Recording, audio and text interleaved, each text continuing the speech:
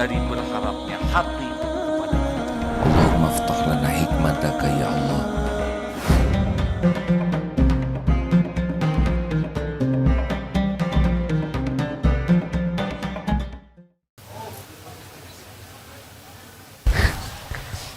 Sini.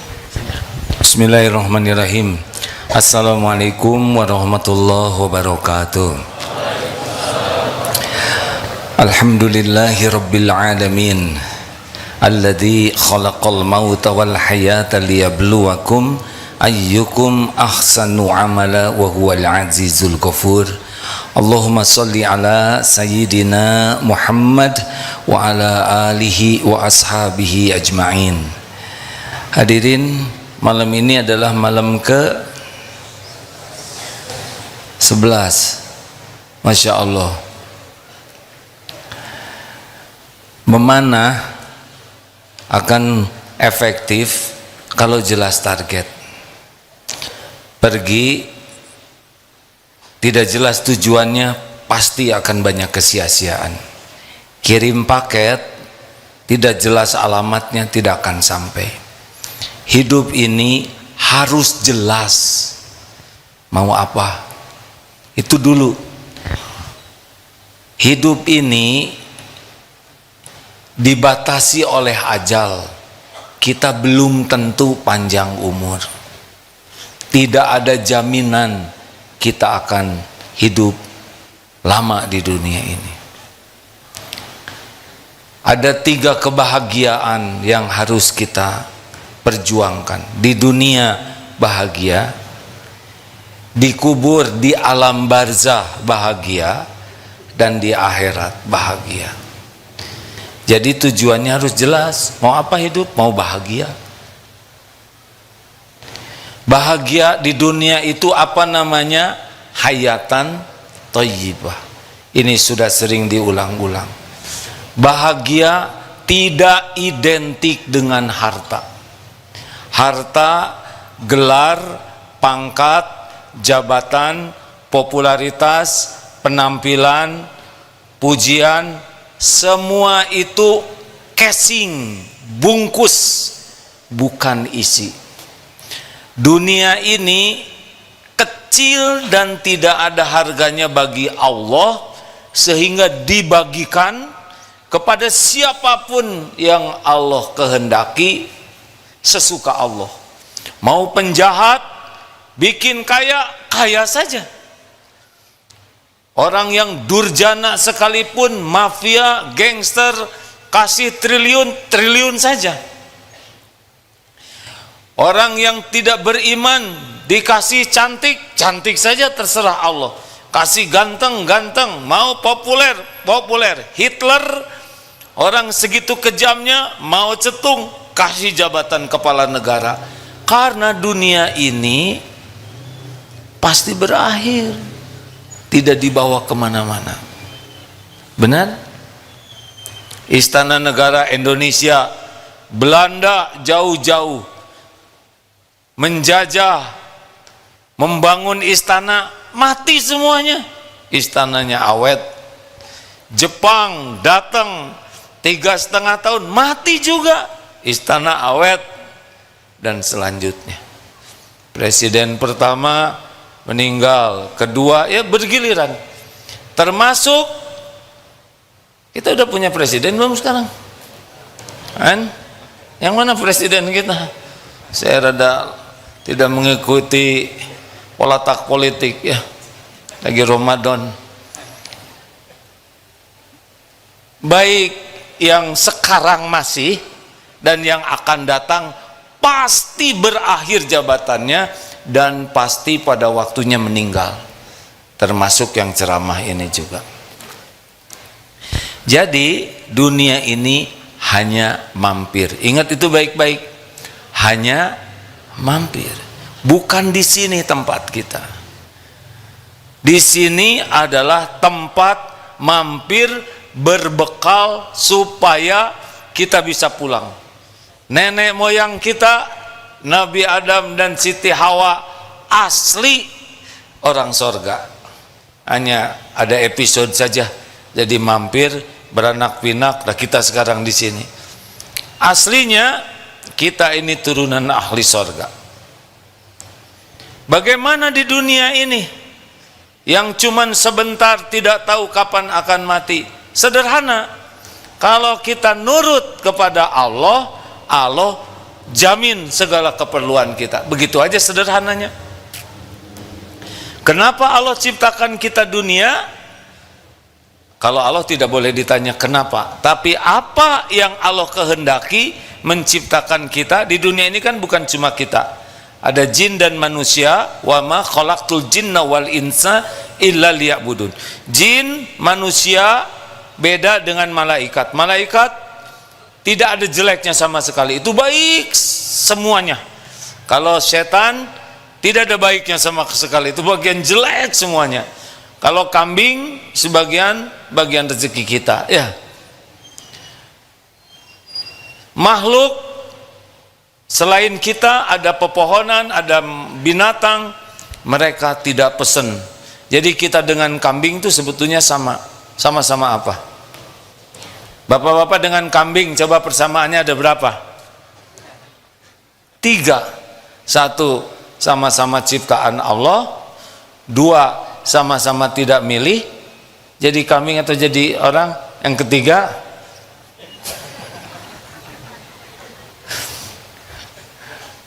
berjanggot lagi hadirin. Lanjut. Ini harus mengerti sekali. Mampir di dunia, kalau kita ini hidupnya benar-benar mengabdi kepada Allah, maka Allah janji urusan kita, masalah-masalah kita akan dibimbing oleh Allah, diberi jalan keluar. Coba nih janjinya, wa may yattaqillaha yaj'al lahu makhrajan. Kan ini, maaf ya, wajah ini kan wajah-wajah, bukan wajah-wajah bermasalah ya, tetapi wajah-wajah banyak masalah, ya kan? Apa bedanya? Saya lihat ada 3 kesamaan juga wajah-wajah ini. 1, ini wajah-wajah banyak masalah, jelas ini auranya itu. Yang kedua, wajah-wajah bakal meninggal. Ini lagi penantian antrian ini. Dan yang ketiga, tapi saya tidak tega nyebutnya, wajah-wajah harus banyak tobat lah gitu, ya kan? Mampir nih di dunia, kalau kita patuh ke Allah, Allah bantu urusan-urusan kita. Karena semua urusan yang kita hadapi, urusan uang, kesehatan, kerjaan, semua urusan kita, Allah Maha tahu. Tidak ada satupun masalah yang Allah tidak tahu, dan cetek sekali urusan yang kita hadapi bagi Allah Subhanahu wa taala. Tubuh ini aja rumit. Ini rumit luar biasa. Bagaimana numbuhkan rambut? Kenapa rambut berhenti di sini? Enggak wajah kita rambutan semua, kan? Kenapa kita makin tua giginya berhenti? Memanjangkan repot. Kenapa lidah kita cuma segini? Air ludah kita terukur. Coba kalau kebanyakan, kan nggak enak hadirin. Semuanya diurus oleh Allah. Bandingkan masalah hidup dengan persoalan tubuh ini, masalah kita tidak ada apa-apanya. Makanya jangan takut ngadepin masalah apapun, nggak ada yang harus kita takutin. Ketakutan kita cuma satu, takut Allah tidak menolong kita. Kalau Allah nolong, pasti beres. Kalau Allah tidak nolong, pasti tidak beres. Jadi hidup kita jadi sederhana sekarang. Apakah hidup harus memikirkan rezeki? Rezeki bukan urusan kita. Rezeki itu urusan Allah yang menciptakan kita. Dengar ini baik-baik. Rekan-rekan, jangan stres mikirin rezeki.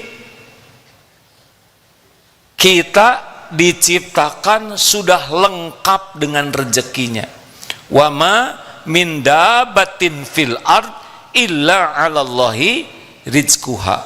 Tidak ada satupun makhluk melata yang Allah ciptakan kecuali Allah yang jamin rezekinya. Belum nikah, ngontrak. Udah nikah, jadi punya rumah. Punya anak, tambah lagi rezekinya. Karena tiap hamba Allah ada rezekinya masing-masing. Sampai kapan rezeki kita? Sampai meninggal.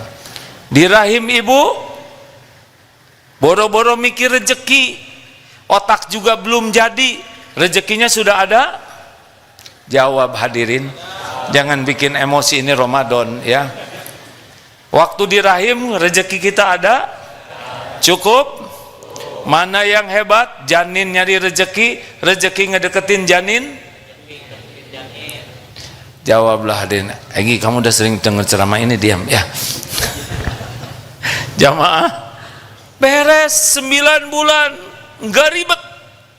Belum punya gigi, nggak ada tulang masuk, benar? Ibu makan jengkol, pete, dorok-dok, langsung diolah oleh Allah lewat plasenta, beres. Ibu makan seblak level 10, nggak mateng diri kita. Keluar jadi bayi, rezeki ada tidak? Cukup tidak? Kita bisa nyari rezeki? Boro-boro, mikir juga nggak jelas. Kalau mau stres, harusnya dulu waktu bayi. Nggak tahu apa-apa, nggak punya kemampuan, monyet, lahir, nggak berapa lama, langsung jalan dia. Kita 11 bulan baru bisa jalan. Makanya kalau ada yang nyebut monyet lu, dia duluan jalan.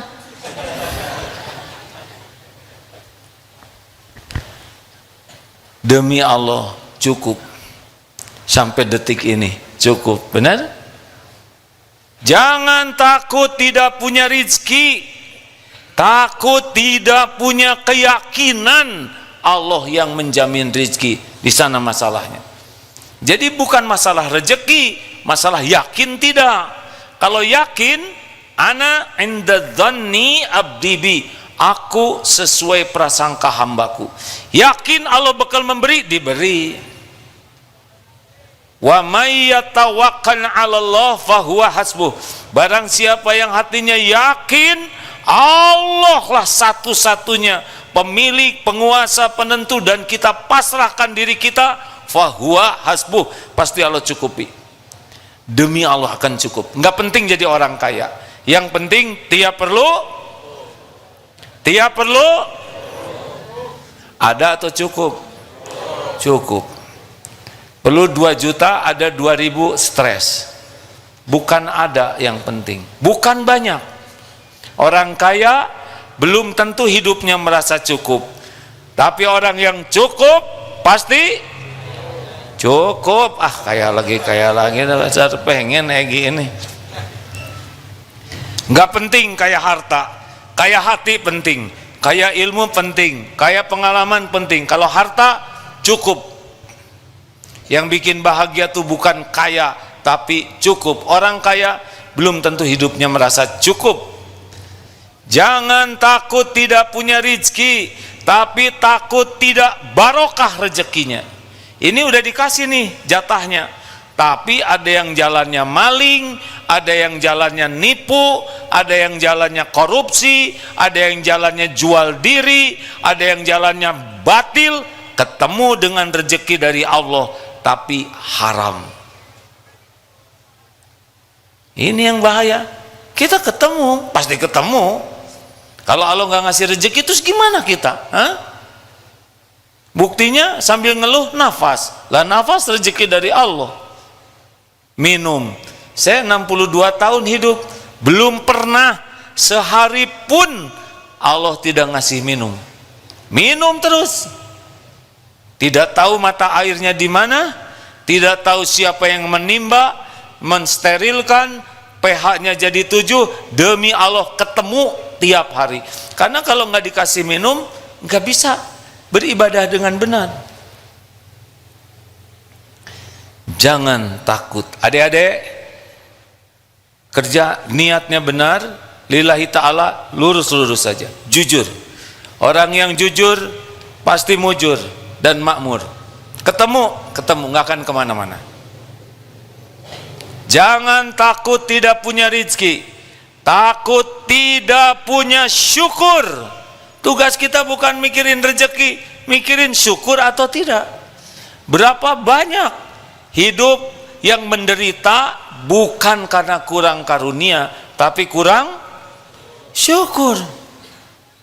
Dikasih kurmanya kecil-kecil, udah gitu keselak diopname ya. Demi Allah hadirin, kita ini seperti teh celup, dicelupkan dalam lautan karunia yang tiada bertepi. Otak bisa mikir, mata bisa kedip, telinga mendengar, badan bergerak, bisa duduk begini. Semua ini wa ma bikum min ni'matin faminallah, dari Allah. Ini sambil duduk begini Pak, ini nikmat banyak. Jantung berdetak, darah mengalir, nafas. Nih saya nih, tahu nggak Bapak bahwa saya hidupnya terancam? Saya itu membutuhkan oksigen. Ini ngadep ke sini, ribuan orang mengeluarkan karbon dioksida, racun buat saya. Nah ketawa gitu tuh meracuni saya tuh. Saya tidak punya alat untuk memilih dan memilah oksigen, dan nggak lihat juga. Tapi demi Allah yang masuk ke sini dipilihkan oksigen. Berapa alatnya? Ha? Kemarin aja nyesek waktu COVID, kemana-mana bawa tabung gas. Aduh, repot bener. Gratis. Karena kalau harus bayar, pasti jarang napas. Kenapa? Nggak punya duit, makanya digratisin napas. Air juga siapkan oleh Allah, benar? Fabi ayyi alai rabbikuma tukadziban. Itu masalahnya, kurang syukur. Cara yang paling gampang mendatangkan tambahan rezeki adalah la in syakartum la azidannakum. Syukur, bukan banyak keinginan Pak. Bapak jadi ahli syukur, lihat aja nambah. Allah lihat kita syukur atau tidak. Kalau kita syukur ditambah. Makanya kita menderita bukan masalah rezeki, tapi masalah kurang syukur. Jelas? Syukuri. Punya kontrakan 2 kali 3, syukuri. Jangan ngebanding-banding. Rezeki orang beda-beda, terserah Allah ngebagikan ke siapa. Syukuri yang ada, jangan capek melihat yang nggak ada gunanya. Ingin boleh, menderita jangan. Cara yang paling gampang mendatangkan tambahan karunia adalah syukur. Gimana ya, saya kalau sudah kuliah selesai nanti dapat kerjaan enggak? Ya enggak tahu. Saya kan tidak tahu saudara meninggalnya berapa bulan lagi ya. Emang pasti selesai kuliah, pasti diwisuda. Caranya gimana supaya nanti kuliah dapat kerjaan yang bagus? Gampang. Caranya adalah syukuri hari ini. Karena besok juga belum tentu hidup kita, ya kan? Saya belum tentu hidup ini. Emang besok pasti hidup? Enggak. Berapa banyak yang kemarin taraweh sekarang sudah dikubur.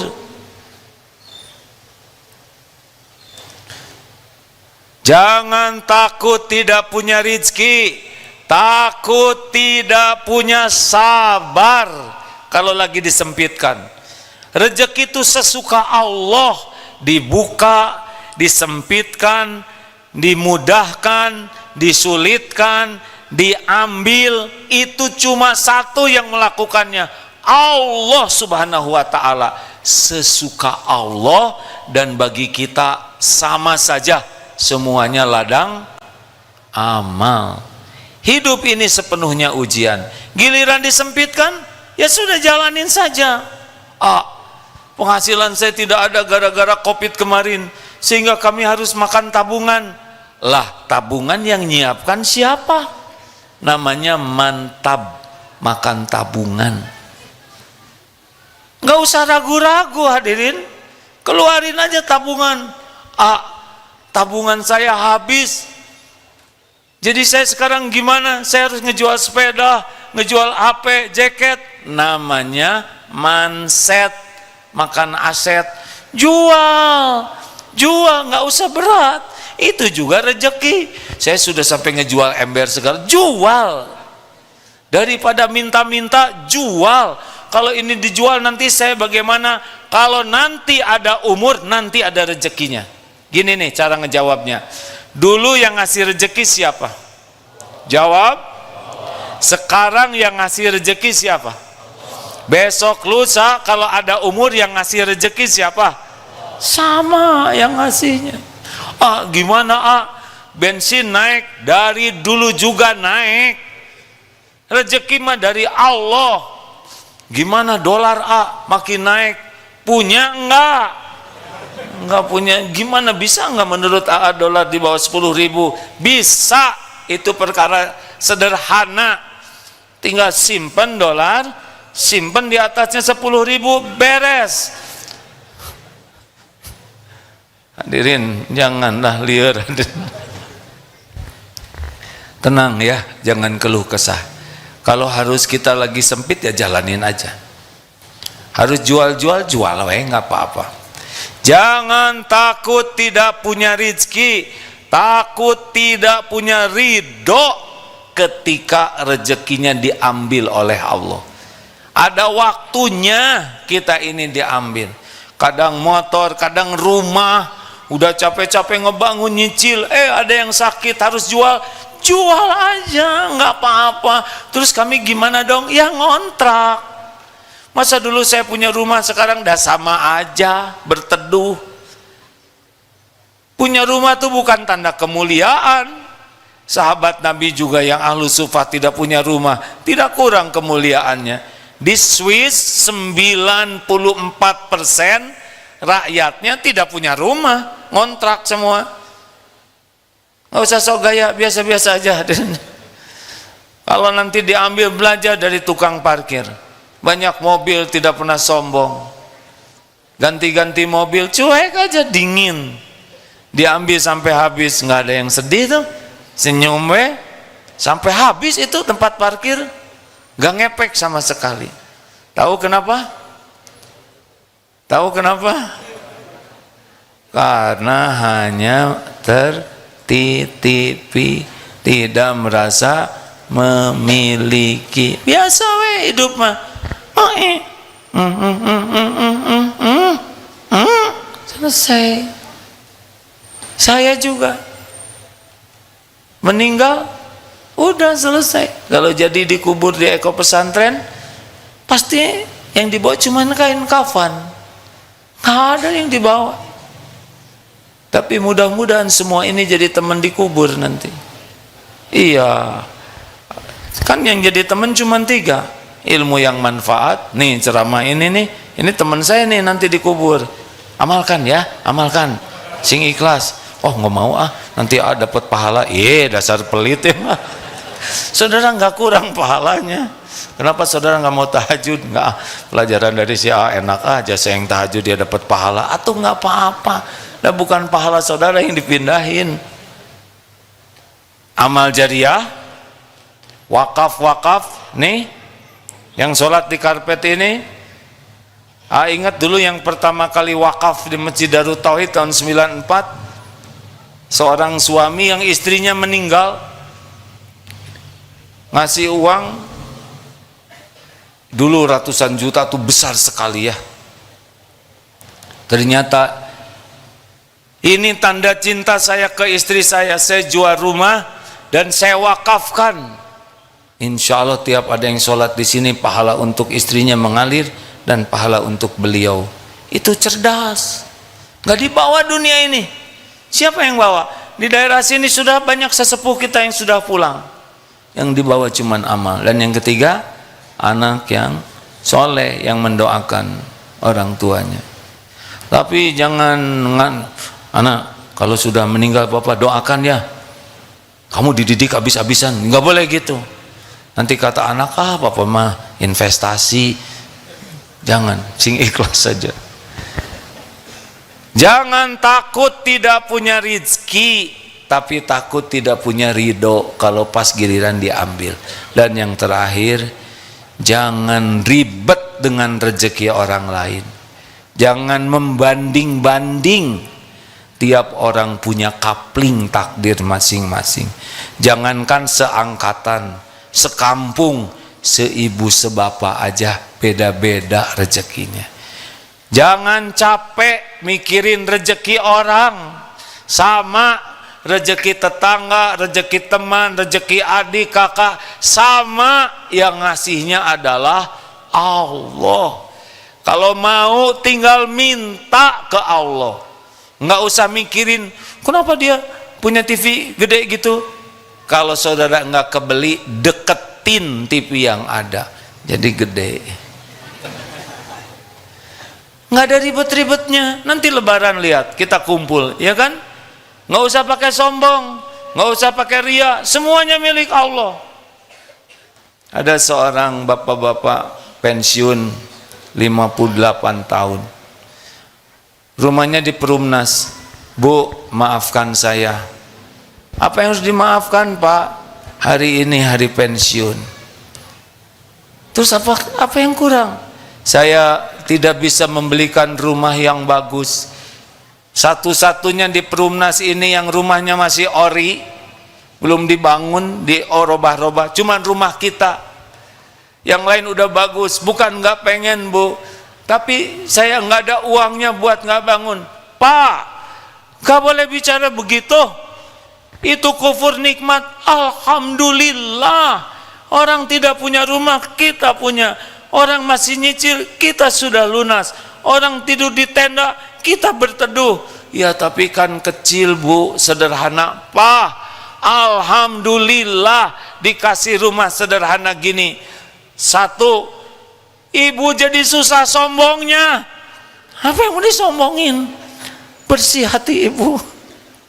Dua, tetangga tidak ada yang iri sama rumah kita. Apa yang mau diiriin? Aman. Tiga, rumah ini tidak pernah dimasukin maling, walaupun tidak dikunci.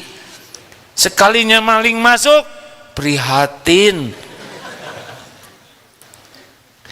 Empat, rumah mungil, nggak ribet di pikiran, nggak ribet di hati, ngepel juga gampang, set beres, nggak capek. Dan yang terpenting, yang terakhir, Pak, kita bakal mati dan bakal dihisab semuanya. Insya Allah, kalau dihisab nggak lama. Sofa tidak ada, ya Allah. Ada juga jojodog. Piring tinggal 3. Sendok pakai tangan. Kompor hawu, beres. Siap-siap yang banyak barang. Aduh, saya jadi keringetan sendiri nih. Semuanya dihisab. Udahlah, hidup melakukan aja yang terbaik yang Allah suka. Nggak usah ribet. Kita ini tidak dirancang untuk menyelesaikan masalah. Kita itu dirancangnya untuk bisa mendekat ke Allah, dan Allah yang menolong kita menyelesaikan masalah.